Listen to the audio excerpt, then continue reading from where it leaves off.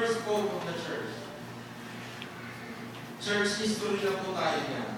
Actually, it was not until the time of King Callistus, the king of Rome, from 218 to 223 AD, that Matthew 16:18 was given an attempt to prove that the church was built on Peter.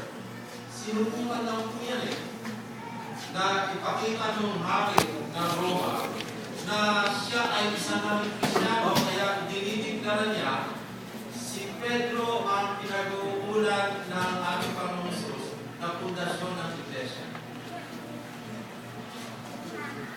The first pope, according to them, was Peter, and the bishop of Rome was his successor. Kaya po, nagkaroon ng sunod-sunod na kakatapa. Okay.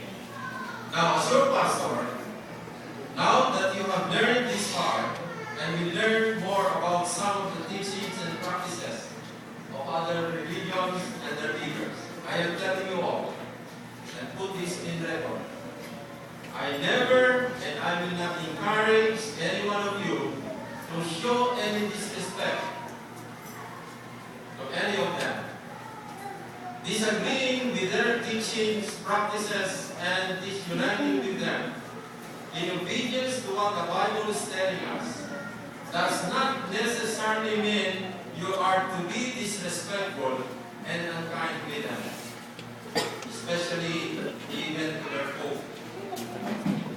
Now that you know why the Lord Jesus Christ prayed for his first disciples and all those who will eventually be saved after his ascension, the big question is, will you unite and be in agreement and harmony with other religious groups having doctrines and practices other than what the Lord and His Holy Bible commands us to do and live by? Will you unite with whom the Lord Jesus Himself warned His disciples against false religions and false leaders of His time, whom He called hypocrites? Pag binasa po ninyo ang Matthew 15, 6 to 9 and 12 to 14, yun po ang kanyang binabanggit. Binabanggit niya yung kanyang mga dinagdag na leader na noon ng Judaismo. Remember, sabi ni Jesus, at yun po ang nilalaman ng ating Matthew 24,